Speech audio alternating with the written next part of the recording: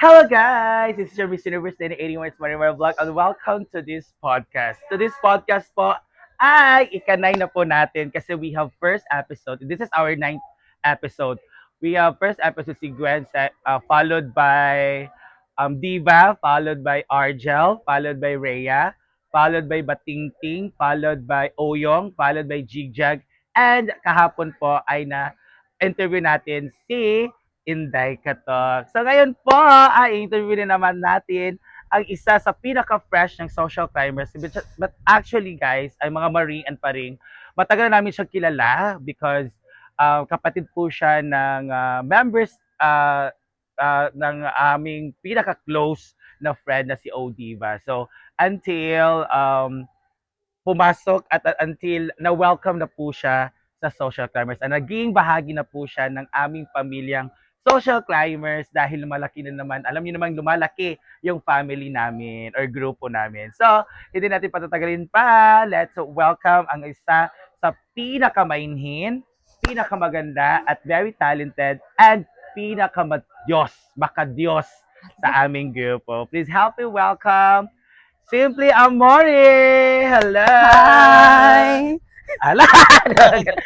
Hindi na Ako na kamusta, nga. kamusta. Ayan. So, thank you so much, Simply Amore, for this, Yes, of for the course. oras and effort. Thank you for, nakuha niyo ang ating invitasyon. Akala ko nga hindi mo na ako interview. Hindi, meron ba lahat na ng members, Ow. maghintay lang tayo. Charot lang. So, lahat po ay interview natin. Ngayon, this is our ninth episode at si Simple Amore po yung napili natin because marami din mga nagre-request na interviewin ka. Really? Yes, sa mga comment ng ating mga. Salamat sa lahat ng mga nagko-comment at magre-relax and nag-share sa ating video dito po sa ating YouTube channel. And please share po natin para mas marami pang mas makilala pa ang social climber. So ngayon, Ivy, this is my podcast para malaman deeper yung kung sino nga ba si Simply Amore. So, pakilala ka, your name, your ano ba? Okay, guys. I'm Simply Amore. So, my real name is Ivy Amor. I have one child. So, si Neil, kilala na si Neil. Nagbibideo kay Madam. I'm minsan shy person and tahimik. Masayahin din, lalo na pag nakilala nyo din ako. Kasi mas, pag mas kilala na ako sa tao or mas makilala ko na siya, doon ako mas talkative Comfortable na. comfortable. So, yan ako. So, taga saan si Ivy? Taga saan kayo? Basig wala silang kabalo. So, I'm from Kimaya, Hastaan, Misamis Oriental. So, yung kay Melmar, bali, nasa unahan pa yung sa kanila. So, Sulana, dito, may isang barangay Palos Banson and sa amin na. Kimaya. So, para sa informasyon ng everyone, siya po ang kapatid ni Odie. Yes. Ilan ba kayo magkakapatid? 3 kaming magkakapatid and I'm the only girl. Saan ka sa ano? Saan ka sa... I'm the second. So, second and the only girl lang sa family. Actually, hindi mo Sa aming magkakapatid. Sila kasi, so we have Diva, Sia, tapos yung Oo. bunso is Lalaki. lalaki. Si So, Justin. half po sila, one and half. One and half girl, one and half boy. Oo, di ba? Dahil si Odiva ay nag-iisang, charot lang. Josa. members ng LGBTQ. So, marami nagtatanong biyang, how's your educational background daw?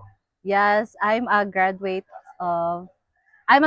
college ako graduate and yung course, Bachelor of Science in Hotel and Restaurant Management. So, expect nyo talaga guys na kaya yung video ko, yung content ko is cooking because I know how to cook like culinary and I know how to bake for baking and so meron talaga akong idea niyan guys.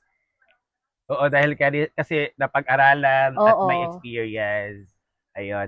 So, actually, anong school? Taguluan Community College. So, So, graduate ako 4 years course yan, guys.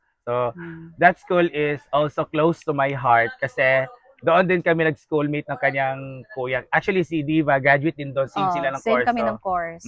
So, yung department nila is HRM. HRM pa noon, di ba? Mm. Tapos yung department namin din is education. So, nag 1 year kami mag-schoolmate ng kanyang kuya before siya I think I had ako sa inyo ng 3 years, no? Oh, Or ano 2 years. Fourth year ba ako? First year kayo or second year? Nag-school pa balik ka nga na ako. Kaya nga, hindi na, wala na Wala nagsapon. Kamura ni Diva. Kami na nag-schoolmate ni Diva. So, by the way, ilang taon daw si Simple Amore nung nakadesisyon siya na magkapamilya ng sarili? Plano ko talaga na magpamilya na at the age of 25. So, nakuha ko talaga yan na 25 na magbuo ng pamilya, magkaanak. So, nakaplano talaga yan guys kasi syempre ayaw naman natin na magkapamilya ng maaga kasi dapat unahin yung pag-aaral. So, inuna ko talaga yung pag-aaral, natapos ko yung college and yan, mahirap man sa work, hindi kaagad nakakita ng work, pero yun nga, inuna ko talaga yung yung school ko. Kaya, tsaka na ako nagpamilya. Great. So, will you please Yes. share to us your somehow a little ano lang ba? Ano? Parang ano lang siya, kasi tawagan niyang anang simplified lang na love story niyo ni Neil. Paano kayo nagkilala, saan kayo nag-meet, bakit ganito ganyan? Actually, kami ni Neil, classmate kami sa grade 1 and after that, nag-transfer siya ng school, bumalik siya, yung grade 5 na kami, classmate kami ulit sa grade 5 and grade 6. And pag high school naman, classmate kami sa third year and doon nag-start yung love. Love story. Puppy love pa lang yun na time. Oo, basta high school. Actually, di ba? As a student. Oo. So, doon nag-start and naging jowa ko si Neil. Doon talaga nag-start. Third year high school pa kami, guys. Year 2011. Until now, we're still together. So, kinilig. Diba? Wait lang, ilang years na kayo ilang years na kayong together? I mean, magka-jowa? 12 na ata. Hindi ko 12 na years na mabilang. kayo in relationship. Okay. And counting. Yes, of course. 12 and counting. So, do you have plan to, hindi ba yung nagpa-usapan or hindi ba yun kasi we know may bahay na si Simple Amore. So, every time nakakain kayo talaga magkasalo, di ba, sa pagkainan. So, hindi ba ninyo na topic or napag-usapan yung about marriage? Of course, as always. Kasi ako gusto ko na talaga, syempre si Neil din gusto niya din naman, pero yun nga, nagka-problema kasi kami sa birth certificate ni Neil kasi nasa female kasi yung gender niya. So, kailangan siyang ayusin, kailangan ko i-change into male. Kaya hindi kami pa nakakasal talaga kasi yan yung namin dapat itrabahuin ngayon, yung gender niya kasi ako gusto ko na din talagang makasal. Correct. At ngayon tumatanda na si Bibi Nick, di ba? And kasi dito, pag Catholic kasi, pag dalawa na yung anak nyo, hindi na mabibinyagan yung pangalawa pag hindi pa kasal. Oo. Sa law of the church, parang ganun. And syempre, iba din kasi, di ba, pag kasal kayo, syempre, ikaw talaga may-ari ng mo. Correct. Di ba? Parang authorized ka na talaga to get jealous, authorized ka na to get ganito, ganyan, and everything. So, we are hoping and praying na for your fast wedding soon. Charot lang. Kasi same kayo ni Rhea. Si Rhea din, gusto na talaga ni Rhea. Pero it's just a matter na talagang pinapaayos pa niya yung diba? yung buhay niya, yung bahay niya. Para meron na silang masisilungan after wedding. Of course. So ngayon. So, ganito, kakamustahin natin yung 2025 mo and your 2026. So, how's your 2025 so far? Blessed. Super, super blessed talaga. Kasi nag-start yung yung bahay, 2024 November yun. And nabuo talaga siya. Na-paid ko si Madam last year, 2025. And ang dami talagang blessing na dumating sa amin. So, masasabi ko talaga na year 2025 is my year. My lucky year. Wow. Yes, kasi grabe. grabe talaga yung Panginoon sa amin. Sobrang blessed, sobrang bait talaga ng Panginoon. Kasi yung last na nangutang ako kay Madam, syempre Oo. sa bahay nangutang kasi ako guys kay Madam, 'di ba? So wala akong wala akong tiwala noon last time sa sarili ko na kaya ko kaya yung bayaran yung utang ni Madam kasi almost 100,000 plus 160 yung utang ko kay Madam guys, and hindi ko ma-imagine na kaya ko pala yung bayaran in just Yes. 1 year lang. Mm. Grabe talaga kasi nung pagkakuha ko ng pera na inutang ko sa kanya, syempre may halong kaba kung kaya ko ba, and then yung powerful source ko lang talaga is prayer. So, kasama ko ang Panginoon all throughout na mabayadan ko talaga yung utang ko kay Madam. And hopefully, yung isa talaga na pinag-pray ko na sana hindi pa matapos yung taon, ma-paid ko si Madam sa utang ko. So, nangyari talaga guys, and Mm. na-paid ko talaga si Madam. And meron na kaming bahay. So, kahit man madaming nag-bash sa akin nung time na yon, Yes. pero I'm still proving na kaya ko. And then, ito na nga ang nangyari. May bahay na kami, Nag-play, guys. Jel? Tanaw sa Jel? Nag-play?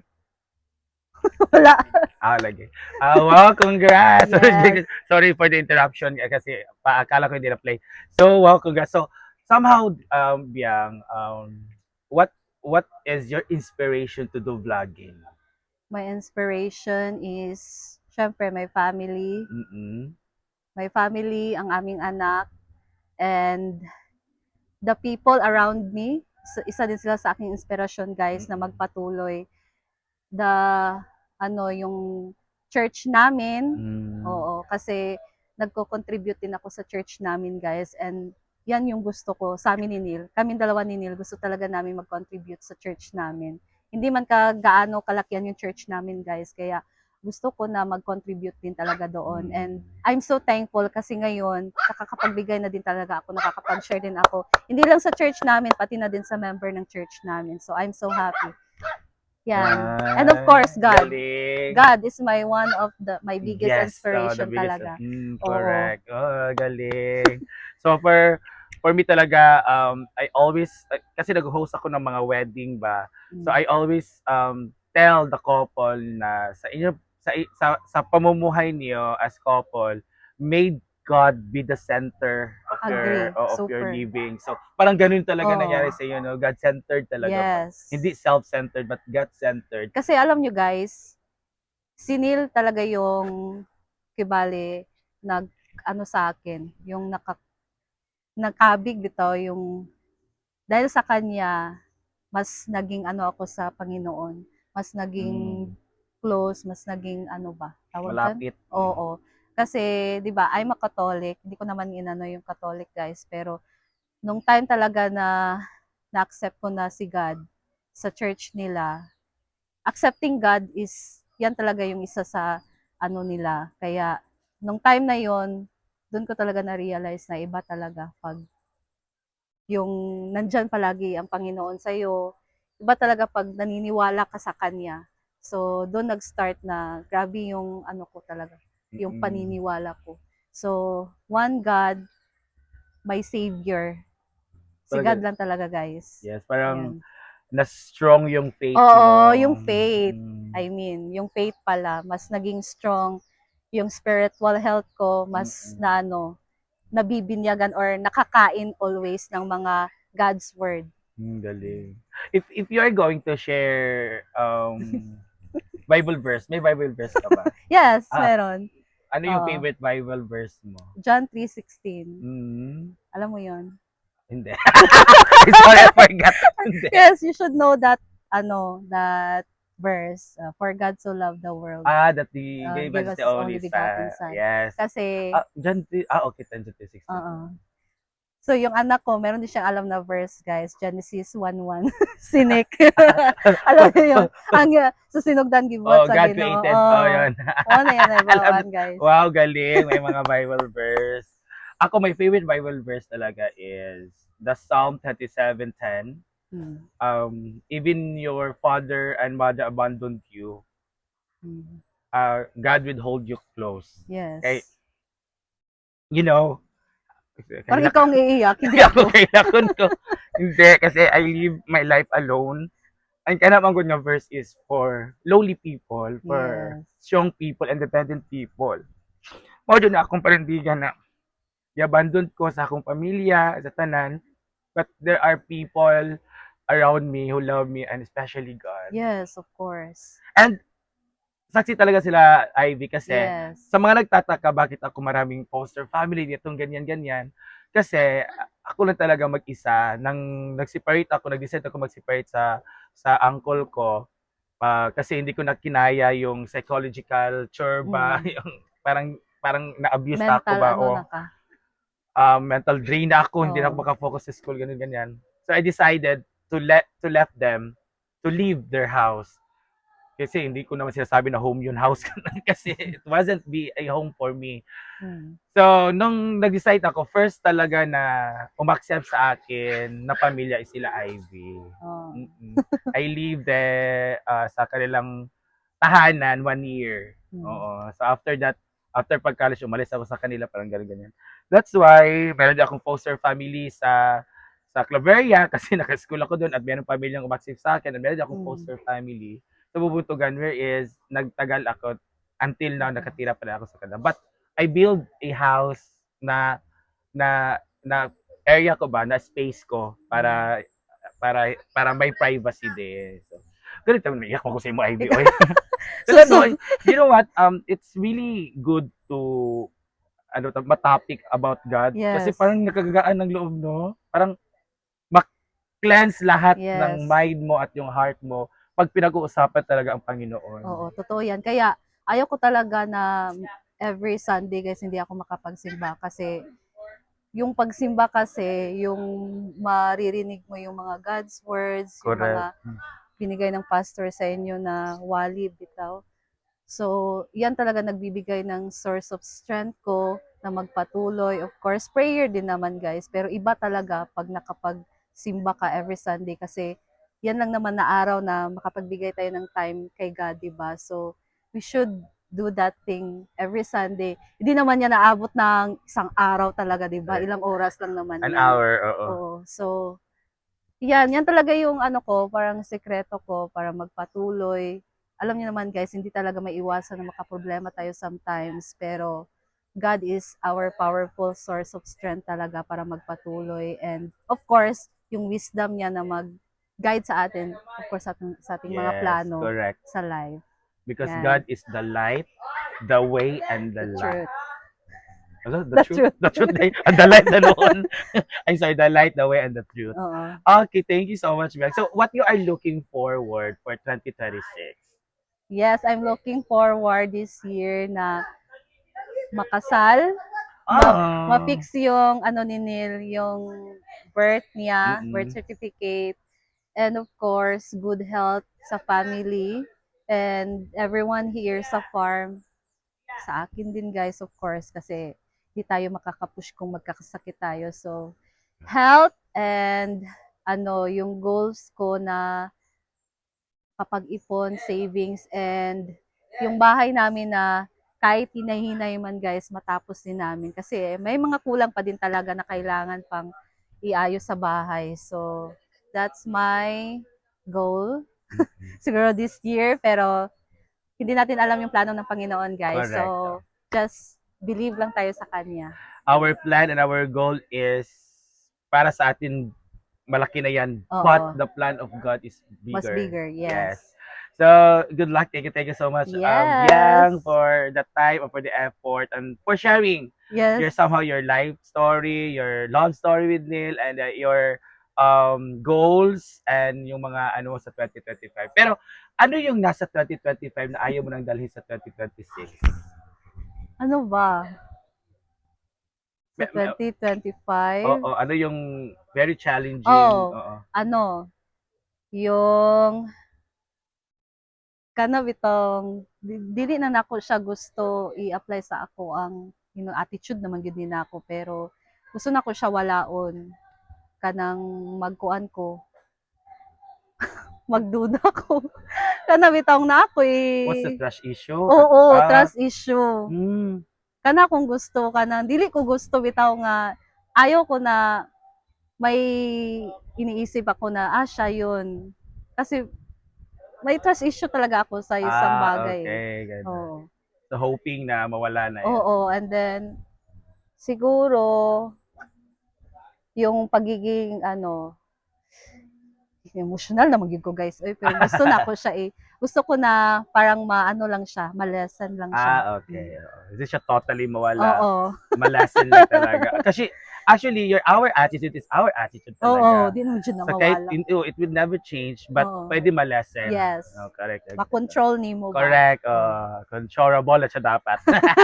So, ngayon, the last part of our podcast, Biang, is describing SC members in one word. Oh my gosh. So, I'll be naming names ba of the kami? social climbers. Okay, And go. then, you're going to give me adjective or describe them in one word. Kung hindi kaya ng one word, pwede 2 words or isang praise. Parang Sige, ganun. go. Alright. So, this is episode 9, Simple Amoris version of our podcast last part, which is our describing the social climber members in one word. Alright. Brenda Medj. Madam, matulungin, of course, si Madam talaga. And, ano ba si Madam? Okay lang. Siyempre, yung komedyante talaga siya doon. So, komedyante talaga. comedy, Okay lang, one word lang. okay, one word lang. So, matulungin. Oh, wow. Galing talaga siya. Hindi siya generous. Generous si Brenda not only in financial, Oo. ang pagiging matulungin din is somehow part yan ng, or image yan ng pagiging generous. Alright. Yes. So, second, jigjag. Jigjag. Mahinhin na. Mahinhin na. Actually, this is just, lang based on your observation. Mahinhin pero, mabait. Bakang. Bakang. Chill lang. Correct. Chill. May pakialam. Oo, that's bakang. Kahit anong pagsabi sa mga bashes, okay lang. Ganun. Inday ka to. Inday, funny. Funny. Happy Oyong, si Oyong. Si Oyong, caring. Scarlett. Scarlett. Palasugo. Palautos. Palautos. Kasi nasanay talaga ni Scarlett doon sa kanila na laging ganito, parang siyang commander talaga doon sa kanila. Okay. We have Althea, Ma'am Shiji. Ma'am Shiji. Si Ma'am Shi? Ano ba si Ma'am Shi? Funny, minsan din si Ma'am Shi. Funny. Gwen. Si Gwen, mabait. Argel TV. Argel. Argel is, si Argel. Hindi ko kakonsent. Pero, kung kaya mo yan. Mabait, and kuwan kang Argel nga, kuwan po siya, sila in word, At,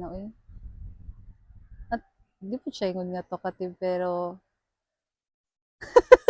I don't know. Good advisor. Argel, mabait si Argel. Mabait si Argel, guys. Bruno, Britney. Si Britney, caring and mabait. We have, sino pa ba ang dyan? Jay Ford. Jay Ford. Lang din si Jay Ford. Maliit yung boses, guys. Mainin niya. Mainin pa rin siya, guys. Pero, masipag si Jay Ford. Okay. We have Rhea. Ate Rhea, mabait. And, din sa Ate Rhea? Matulungin, guys. Bating. Bating, maingay. Correct. Mia Kaloka. Mia, talkative. Oo, Mia Kaloka. Ay, arte-arte kasi arte-arte yun. yun. Marian Abisyosa.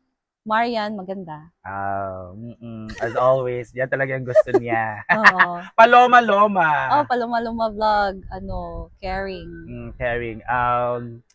We also, Amanda. Amanda, friendly. Oo. Friendly siya, di ba? Sa ka-friendly niya, lahat ng tao sa saan feeling niya, friend niya. Yes, di ba? Kilala Friendly siya. talaga siya, guys. Ganon. Sino ba kay Basing na mo? I think wala naman siguro. Ikaw, Diva. Oh, Diva. Diva. My sister. Maringmar. Maringmar. Si Maringmar, be. Di ta mo ingon nga gwapa. Pero Gatay. mabait si Melmar, guys. Thank you. So, wala pa ba? I think, oh, Oo so, na.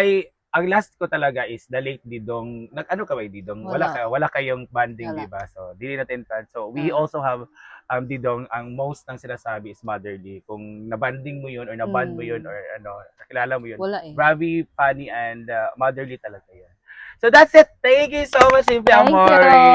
you. Wala wala tong TF kay wala tong mga sound. Oy, dili pag Yes, okay, Roy. So this is a friendly, ano na to, inamigo sa aming term of Oo. kaibigang Support pagtutulungan. each other. Support each other. Oh. Thank you again. Thank you, Marimar, Again, for Lulu, having please, oh. me.